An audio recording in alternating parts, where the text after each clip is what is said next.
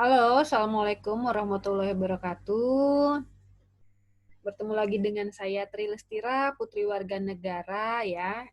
Di mata kuliah ini, pertemuan ini kita bertemu dengan bab yang kedua, yaitu dengan manajemen logistik. Kalau sebelumnya di pertemuan sebelumnya kita membahas tentang saluran distribusi, sekarang kita membahas tentang manajemen logistik. Jadi antara saluran distribusi dan manajemen logistik ini saling berkaitan dan saling berkebutuhan satu sama lain, seperti itu ya. Nah, di sini ada pengertian dari manajemen logistik. Secara umum, pengertian manajemen logistik adalah suatu penerapan prinsip-prinsip manajemen dalam kegiatan logistik dengan tujuan agar pergerakan personil dan barang dapat dilakukan secara efektif dan efisien. Logistik ini merupakan suatu ilmu pengetahuan dan atau seni serta proses mengenai perencanaan dan penentuan kebutuhan pengadaan, penyimpanan, penyaluran, dan pemeliharaan serta penghapusan material atau alat-alat. Logistik ini adalah tentang barang ya, seperti itu, pengadaan barang. Jadi bagaimana ada manajemen yang memanajemeni sebuah pengadaan barang ya untuk kebutuhan konsumen seperti itu. Lalu di sini ada tujuan dari logistik. Yang pertama tujuannya adalah menyampaikan barang ke unit yang meminta dalam keadaan yang baik, tidak berkurang secara mutu, kualitas maupun jumlahnya. Lalu tujuan yang kedua adalah tugas dan kegiatan logistik. Ini meliputi antara lain mengadakan pembelian, inventory, dan stok kontrol, ya, penyimpanan serta terkait dengan kegiatan pengembangan, produksi, dan operasional, keuangan, akuntansi, manajemen, serta penjualan dan distribusi serta informasi. Ya, jadi tujuannya adalah seperti ini.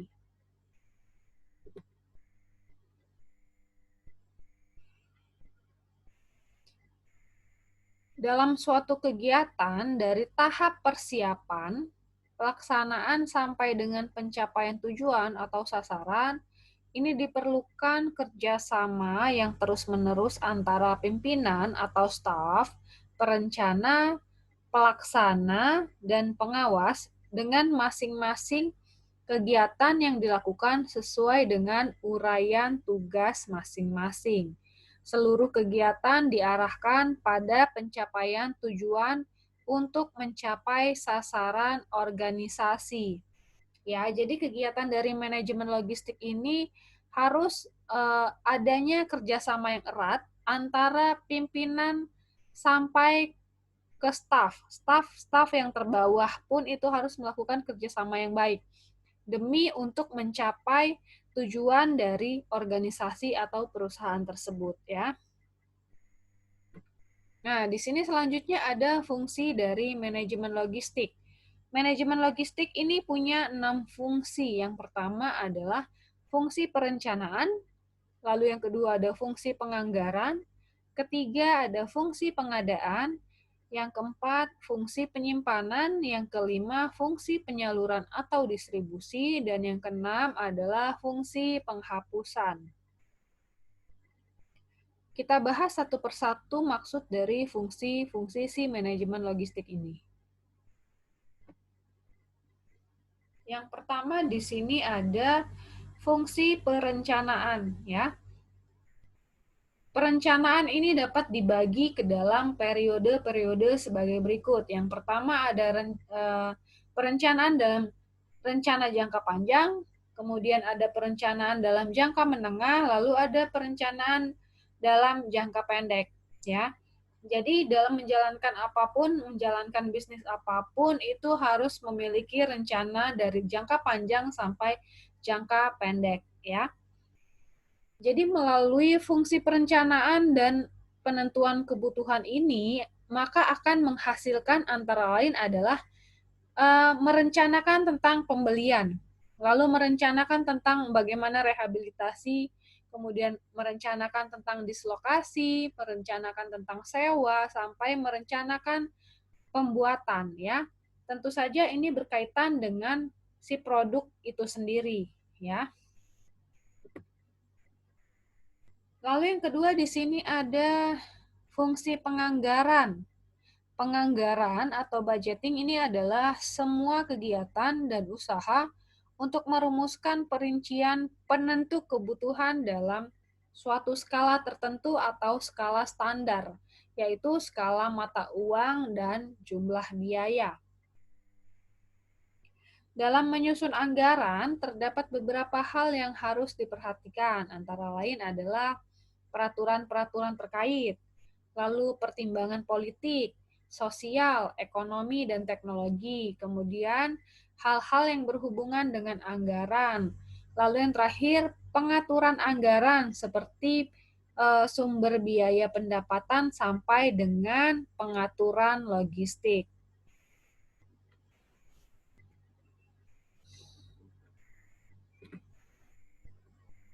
Masuk ke fungsi yang ketiga, yaitu fungsi pengadaan.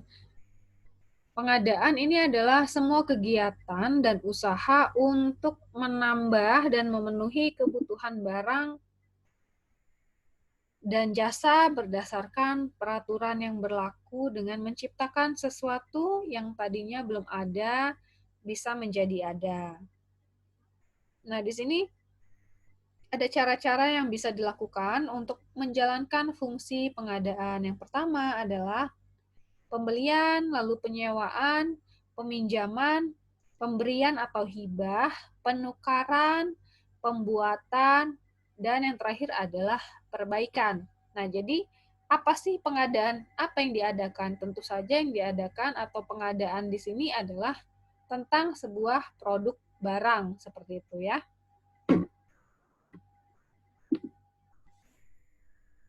Lalu yang keempat di sini ada fungsi penyimpanan.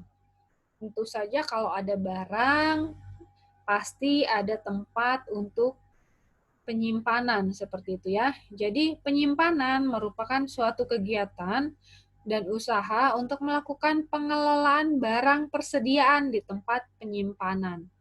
Fungsi lain adalah kualitas barang yang dapat dipertahankan, kemudian barang terhindar dari kerusakan, pencarian barang bisa menjadi lebih mudah, dan barang yang aman dari pencuri. Ada faktor-faktor yang perlu diperhatikan dalam fungsi penyimpanan. Adalah yang pertama tentu saja dalam pemilihan lokasi. Lalu yang kedua barangnya, bisa dilihat dari jenisnya seperti apa, bentuk barang atau bahan yang disimpan. Itu juga perlu difikirkan dalam melakukan penyimpanan. Kemudian pengaturan ruang. Ya, lalu selanjutnya prosedur atau sistem penyimpanan, kemudian penggunaan alat bantu dalam melakukan penyimpanan, lalu yang terakhir adalah pengamanan dan keselamatan. Ya. Selanjutnya di sini ada fungsi penyaluran. Fungsi yang kelima, fungsi penyaluran atau distribusi. Ya, penyaluran atau distribusi merupakan kegiatan atau usaha untuk mengelola pemindahan barang dari satu tempat ke tempat lainnya. Faktor yang mempengaruhi penyaluran barang antara lain adalah yang pertama, proses administrasi, lalu proses penyampaian berita dari data-data informasi. Kemudian yang ketiga, proses pengeluaran fisik barang, proses pengangkutan, proses pembongkaran dan pemuatan. Lalu yang terakhir adalah pelaksanaan rencana-rencana yang telah ditentukan.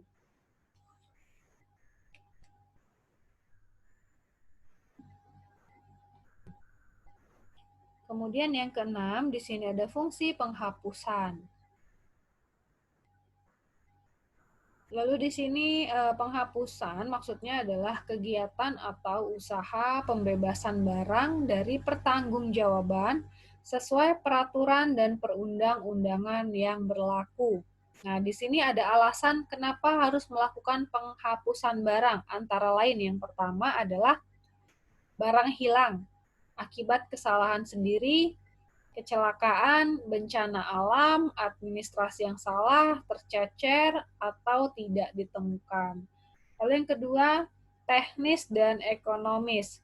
Maksudnya di sini adalah dilakukan penghapusan setelah nilai barang dianggap tidak ada manfaatnya. Lalu yang ketiga, di sini tidak bertuan. Maksudnya di sini adalah barang-barang yang tidak diurus, barang-barang yang tidak dimiliki kepemilikannya oleh seseorang. Lalu yang terakhir di sini ada rampasan, yaitu barang-barang bukti dari suatu perkara, ya.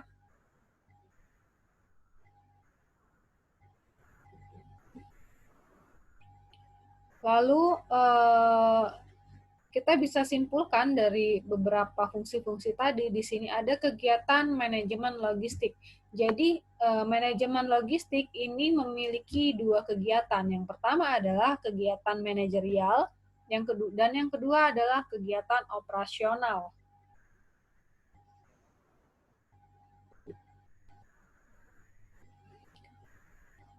Dalam kegiatan manajerial, yang pertama, kita bisa lihat perencanaan dan penentuan kebutuhan mencakup aktivitas pemikiran, penetapan sasaran, pedoman, perhitungan, perumusan tindakan yang akan dilaksanakan di masa yang akan datang. Kemudian yang kedua, perorganisasian mencakup kegiatan merancang dan merumuskan struktur formal dalam upaya pengelolaan logistik dengan menggunakan kegiatan mengelompokkan, pengatur, dan membagi tugas sekaligus wewenang kepada setiap unit atau anggota organisasi. Lalu yang ketiga, dalam kegiatan ini ada pengawasan, mencakup setiap upaya untuk menjaga pelaksanaan setiap tindakan dan kegiatan dalam pengelolaan logistik sesuai dengan rencana yang telah ditetapkan, baik berkaitan dengan penggunaan logistik maupun proses pengelolaan logistik. Kegiatan yang kedua selanjutnya adalah kegiatan operasional. Ya, yang pertama di sini pengadaan logistik, serangkaian untuk menyediakan logistik sesuai dengan kebutuhan, baik berkaitan dengan jenis dan spesifikasi, jumlah, waktu maupun tempat dengan harga yang tersumber yang dapat dipertanggungjawabkan. Lalu yang kedua ada pencatatan atau inventarisasi, ya. Kegiatan untuk menyediakan data atau semua logistik yang dimiliki. Lalu yang ketiga di sini ada penyimpanan atau pergudangan.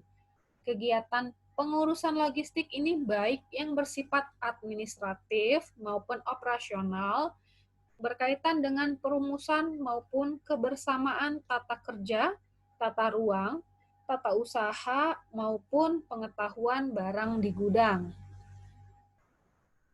Lalu yang keempat ada pendistribusian, ya. Kegiatan yang berkaitan dengan pembagian dan penyampaian logistik kepada satuan unit atau unit organisasi yang membutuhkan sesuai dengan sistem kerja yang ditetapkan. Lalu yang kelima ada pemeliharaan. Kegiatan yang berkaitan dengan upaya mempertahankan kondisi teknis, daya guna, dan daya hasil logistik, serta menjamin jangka waktu pemakaian barang mencapai batas waktu yang optimal. Dan yang terakhir, menghapus atau pemusnahan. Kegiatan pembebasan logistik dari pertanggungjawaban baik secara fisik maupun administratif karena logistik tersebut lebih dinilai sudah tidak berdaya guna lagi atau sudah tidak memiliki manfaat lagi. Makanya dilakukan kegiatan, yaitu menghapus atau pemusnahan.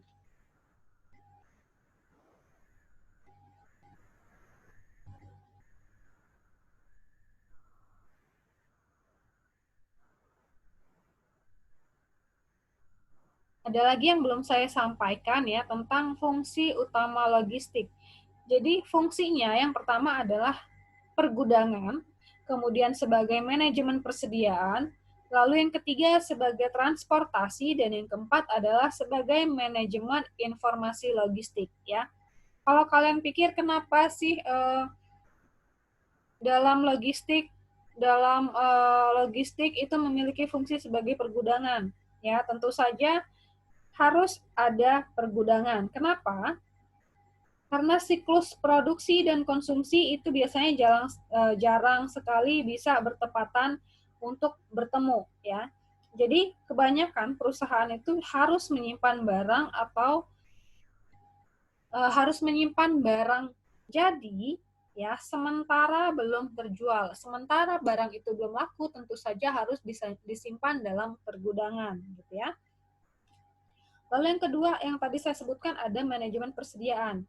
Kenapa harus ada manajemen persediaan? Karena manajemen persediaan itu mempengaruhi kepuasan pelanggan, seperti itu. Jadi seorang pemasar atau manajer ini harus mempertahankan keseimbangan antara menjual terlalu sedikit persediaan dan menjual terlalu banyak. Saya kasih contoh seperti misalnya dengan stok yang terlalu sedikit, perusahaan bisa menanggung resiko tidak mempunyai produk ketika pelanggan ingin membeli, ya.